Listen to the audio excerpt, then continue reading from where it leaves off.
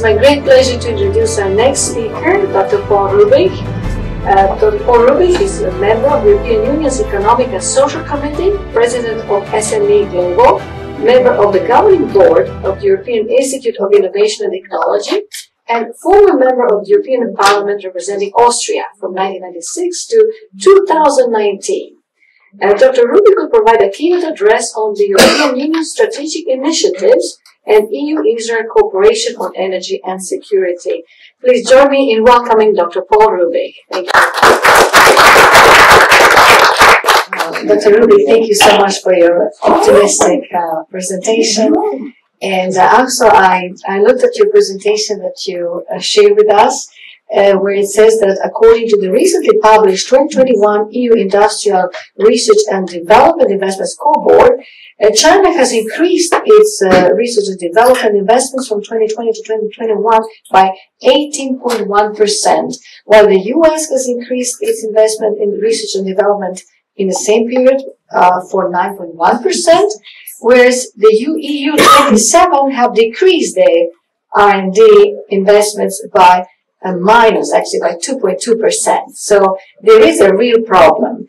And so where do you see the funding coming from? What would your solution be? How do we increase investments into research and development and get more of a private funding as well? So for the individuals, corporations that are spearheading actually innovations in different fields. Yes, I think we only will solve the problems of the future in being prepared with the right solutions. So if you see European Union on a minus 2%, it was a battle on rural development and agriculture, and some of the money shifted to the agricultural area, which I think is quite good, and to research infrastructure, to the regional strategies.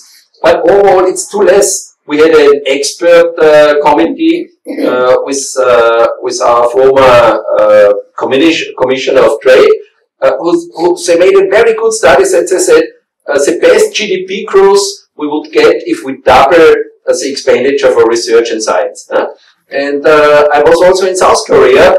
The parliament there, the parliamentarians told us very happily that they do now more than 4% for research, and they want to put every year 10% up by 4%. That's a world record.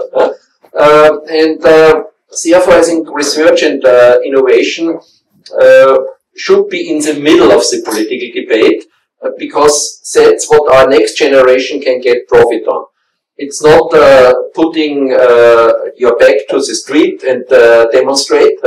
I think go to the school and learn and find out solutions how you can improve the future world. Right. And my last question actually is regarding energy. Russia's invasion of Ukraine showed us how vulnerable we are and how important it is to preserve energy independence and being energy reliant. So Germany depends on 50% of its gas. It's coming from Gazprom, so Russia's state-owned company. And we saw how the Prime Minister Merkel, or Chancellor Merkel, phased out windmills, which showed to be disaster, renewable energy disaster. And then they actually phased out the last 3 nuclear plants by the end of 2021. All of a sudden, Russia invaded Ukraine, and now any kind of embargo is not working because Germany is so reliant on Russia's gas. So in this case, how do we make it possible? Because we obviously need to rely on baseload energy, which is not intermittent as renewables are. So it does need to come from fossil fuels or nuclear energy.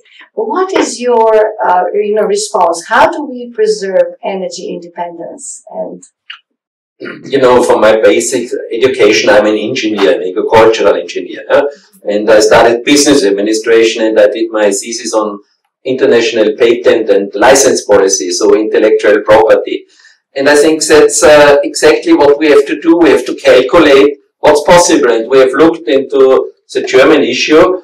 that how they built windmills up till now, and of course it's a very good increase. And in the last time, the increase was very slow. And if they would build windmills till they have it done up till today, it will take 160 years to have the power to do it like we have it now.